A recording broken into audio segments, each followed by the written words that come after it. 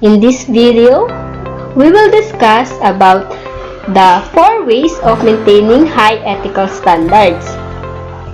But first, let's classify these 4 ethical standards. First is the moral management. Moral management are used by managers in carrying out business. According to Archie B. Carroll, there are 3 major levels of moral management that can be classified the managers. First one is the moral management. The second is immoral management, and lastly is the amoral management. The second ethical standard is the ethical training. What is ethical training? Ethical training seeks to help people understand the ethical aspect of decision making and to incorporate high ethical standards into their daily behavior.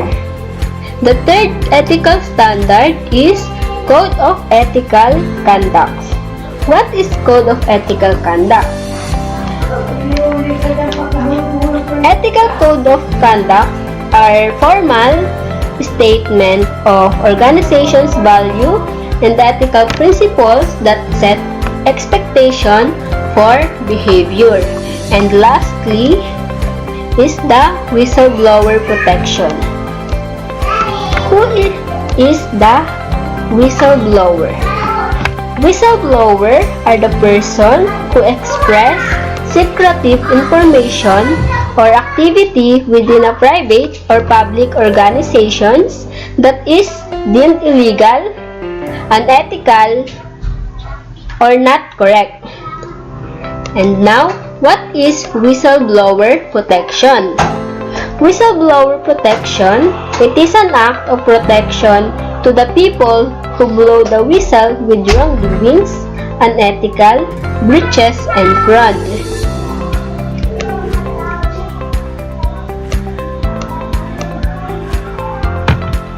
The following videos are the further explanation of maintaining high ethical standards. Managerial ethics are standards of conduct, or it is also called moral judgment, used by managers of an organization in carrying out their businesses.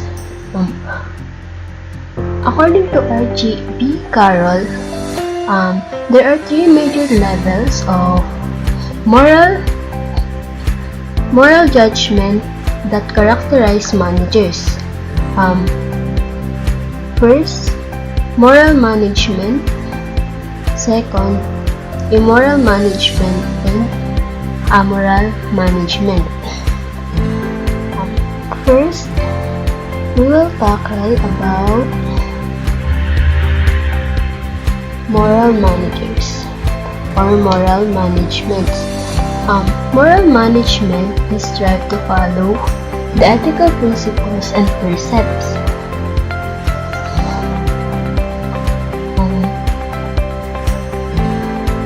Moral managers desire to succeed, so they seek to do so only within the parameters of ethical standards and ideals of fairness, justice, and due process. Moral managers pursue business objectives that involve simultaneously making profit and engaging in legal and ethical behavior. Moral manager is a person who is dedicated to a high standard of ethical behavior, both in his own personal action and in his decisions of how to manage the company's activities. He considers himself more as a steward rather than overseer of the business, and he believes it is important to exercise ethical leadership. Moral managers pursue business that these goals, like what I've told, is within the parameters of ethical norms. The moral managers follow a higher set of ethical standards even if it is well beyond or above the law requires. Immoral managers.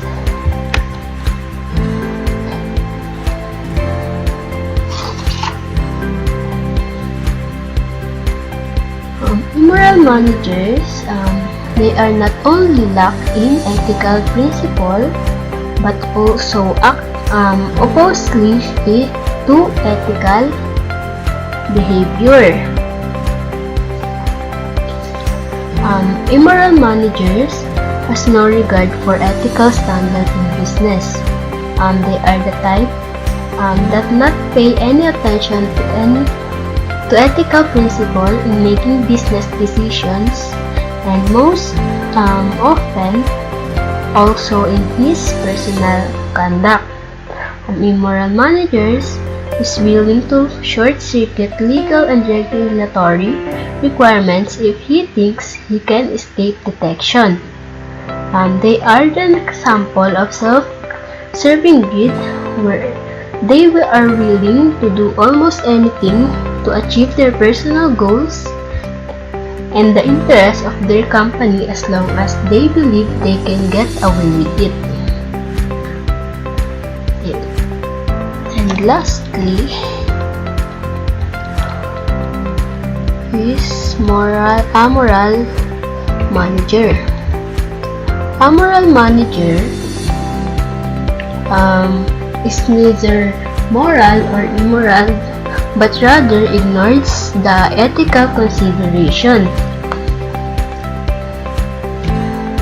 The amoral managers believe that it is necessary to consider ethical principle when making decisions, because it is supposed to be perfectly legitimate for businesses to do anything they wish so long as they stay within legal and regulatory bounds.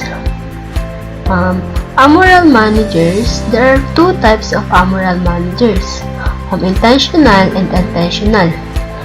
Intentional amoral managers, they apply ethical consideration in their personal lives but not in the business decision making. While unintentional amoral management, unintentional managers do not apply the ethical principle, but they also didn't thought of unethical consequences of decisions in the business. An intentional amoral manager who simply does not pay attention to the concept of business ethics. He also does not give in any serious thought on ethical consequences of business decisions which may appear amoral. They also do not think about ethical issues in their business dealings, but the reason is different. So, I'm Margie Panganiban Patalya. We're done discussing about moral management. That is the first way to maintain high ethical standard. And the next way for maintaining high ethical standard will be discussed by my group mate, which is all about ethical trainings. And that's all. And thank you and keep safe.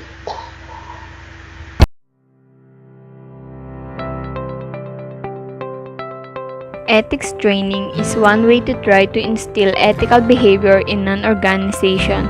It takes the form of structured programs to help participants understand the ethical aspect of decision making and better integrate high ethical standards into their daily behavior. There are 7 ways to develop more effective ethics training for employees. Number 1. Identify the different types of ethical training you can include. All quality training begins with the training needs analysis. In the case of ethics training for employees, you might consider focusing on one or more of the following areas: ethical conduct both in and out of the office, customer privacy and data protection, company code of ethics, common ethical dilemmas, company culture, customer relations, regulatory and compliance training, diversity training. Number 2. Stand for something. If you are a new company or are new to the idea of articulating your company's ethics, it can be valuable to have a company-wide conversation that gets to the heart of your company culture. It's hard to off. Number 3. Train employees where they are.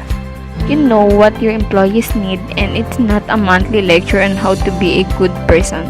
You hire them, chances are good that your employees are already quality humans, so train those humans in the way they want to be trained. Consider micro-learning options to deliver this type of information, just in time and where they need it. Number 4. Create common goals and identity. Get really clear about who your company is and what it stands for. Make your mission statement the driving force behind everything you do and every decision you make. Number 5. Speak up and ask for help. When things get tough, don't just push it. Support will always be available as long as you ask for it. Number 6. Make it fun. Even though ethics are a serious business, gamification and role-playing can help lighten the mood a bit, or at least get employees thinking in a different way. 7. But take it seriously. Sure, it's easy to make fun of ethics training for employees. Seems like everyone has a ready joke at hand. But it is important to take it seriously because it is an important thing in business. Importance of ethics training. Ethics training have 5 importance. Number 1. Atmosphere. Personal responsibility. Teamwork. Staff morale. Avoid scandal. Atmosphere. A wholesome atmosphere makes for a comfortable one in which all types of personalities can work together. An advantage of teaching work ethics to every employee who becomes a part of your business is that it makes it clear that professional behavior is a must. If your employees understand the importance of not engaging in distasteful speech or practices, they will strive to maintain a pleasant and friendly environment that customers and other employees can enjoy. Personal responsibility. A quality training initiative on ethics helps focus your employees' attention on personal responsibility. The worker is taught that he is expected to deal fairly with everyone and to work to the best of his ability. The company becomes more secure because employees are reminded of their responsibilities to treat you, other workers, customers, and company equipment and materials with respect. Teamwork. People are more likely to be amenable to working together when they appreciate and respect one another. Work ethics include the concept of shared commitment to a purpose. It is important that you and your workers plan and work together to achieve goals. Staff morale. A workplace in which an ethic code has been instilled is a naturally pleasant place. Employee morale rises in an atmosphere that promotes good behavior and honest interactions. Workers feel more valued and in turn value the work they are doing when they feel the company they are employed by is respectable and purposeful. Avoid scandal. Many businesses have failed due to situations in which employers and employees are found to have engaged in wrongdoing. Small businesses need to stay above board in all their operations to avoid any appearance of impropriety. According to professional services source, companies must take care to build a solid upright venture that is not vulnerable to a ruinous scandal. This ethics training subtopic is edited, made, and voice-overed by JMA Armalapote. And now guys, let's move on our subtopic, Codes of Ethical Conduct. First, let's define the Codes of Ethics. Codes of Ethics are formal statements of an organization's values and ethical principles that set expectations for behavior. It is also referred to as an ethical code. May encompass areas such as business ethics, a code of professional practice, and an employee code of conduct. It is now common for organizations to have codes of ethics. In fact, you may be asked to sign one as a condition of employment.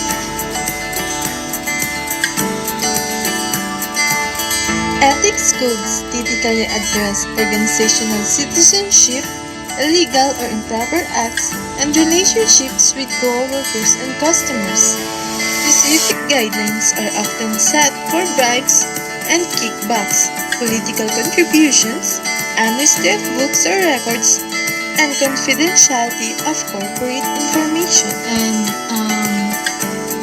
as well as specific guidance for handling issues like harassment and safety and conflicts of interest.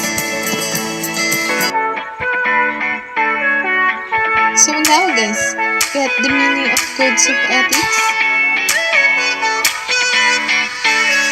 Let's now proceed to the importance of codes of ethics.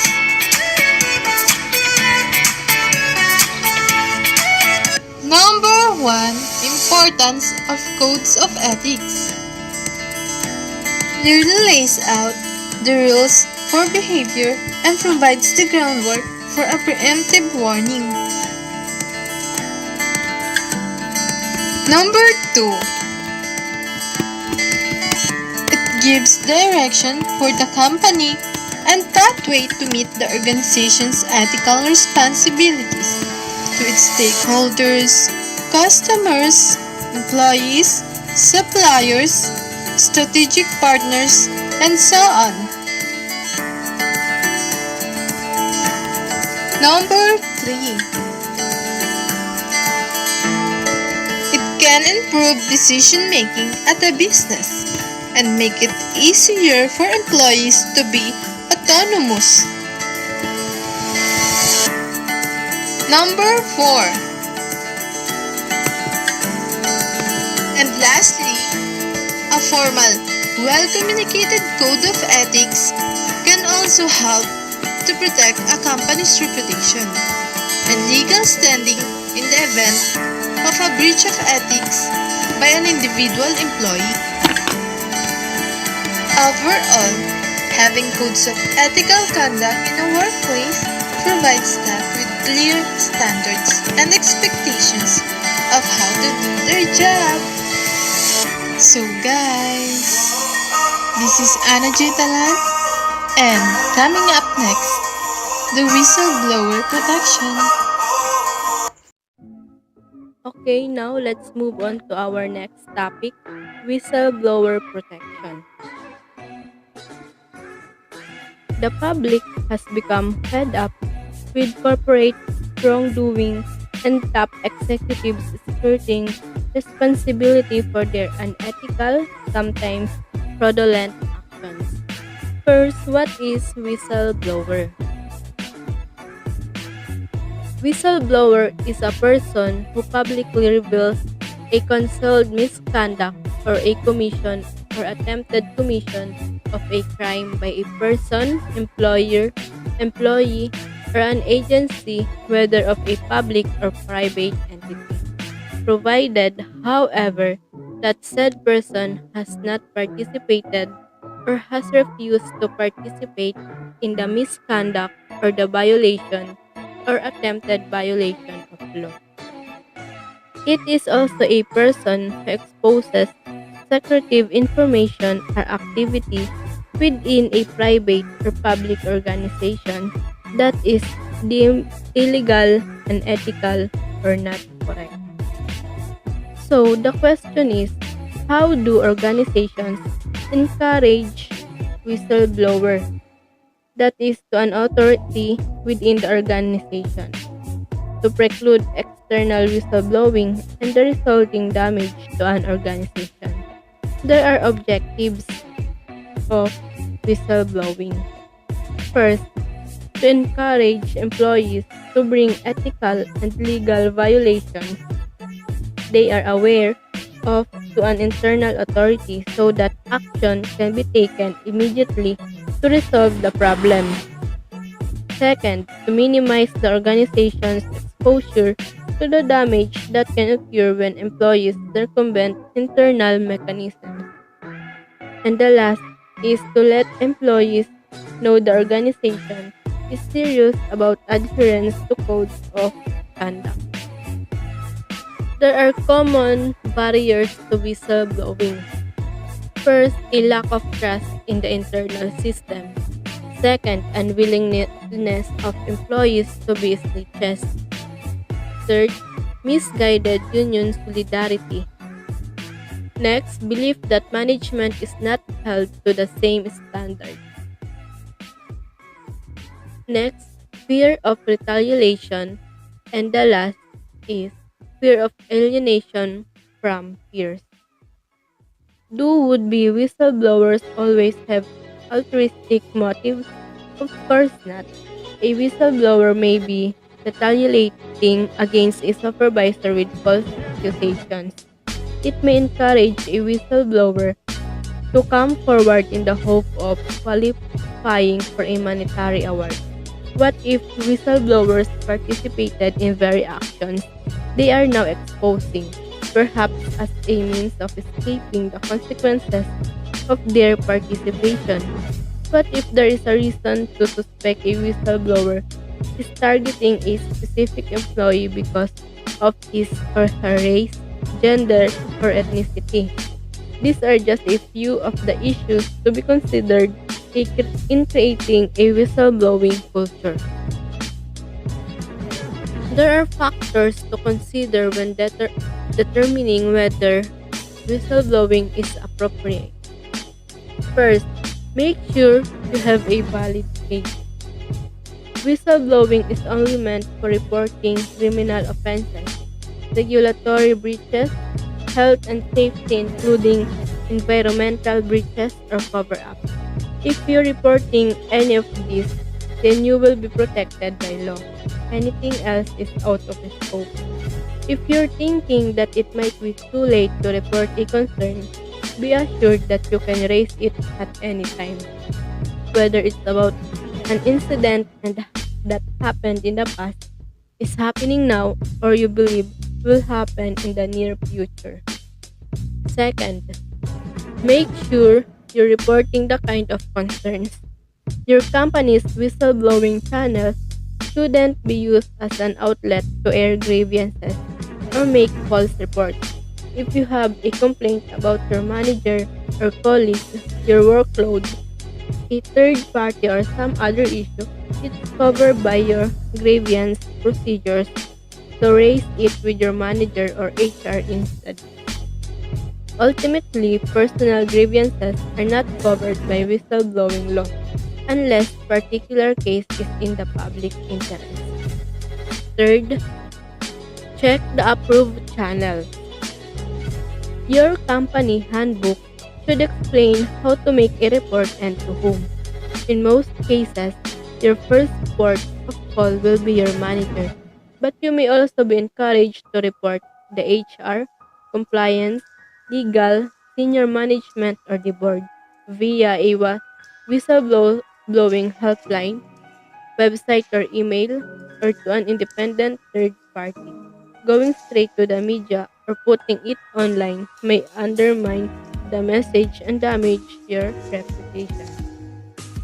Fourth, remember you're a witness, not an investigator. You're not there to gather inclusive evidence of wrongdoing. You're a witness and observer.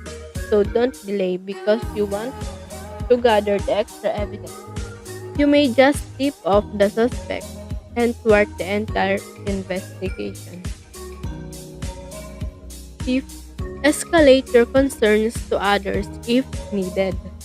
If you're not believed, if no action is taken or there's a cover up, or if lives are at risk, then it's okay to escalate your concerns to others, such as the CEO, the police, a regulator, or even sometimes the press. And the last is remember the law is designed to protect you. Anyone can blow the whistle if they suspect wrongdoing or unethical behavior. And though it isn't easy, the law is designed to protect you from reprisal or unfair treatment. All reports must be handled with confidentiality and sensitivity. Ultimately, all whistleblowers want is to have the report handled confidentially to be protected from any comeback, including being victimized or fired, and to have the report investigated properly. A key element of a successful whistleblowing program is a clear connection between an organization's code of ethics and performance measures.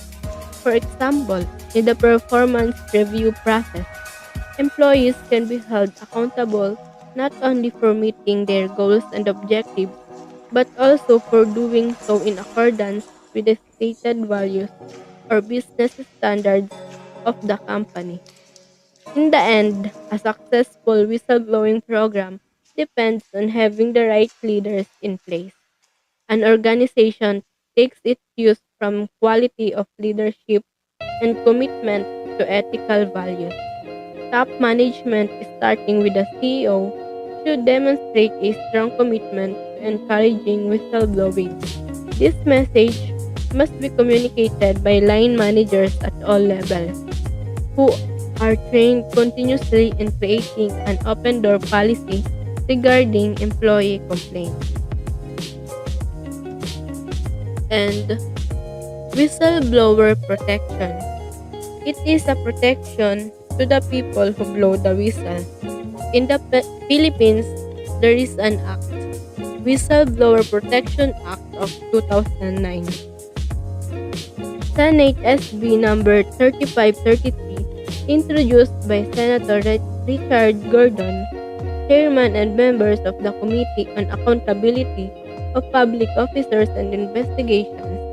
Explanatory note, Section 27, Article 2 of the 1987 Constitution provides that as a state policy, the state shall maintain honesty and integrity in public service and take positive and effective measures against graft and corruption. Furthermore, Section 1, Article 11 of the 1987 Constitution provides that public office is a public trust.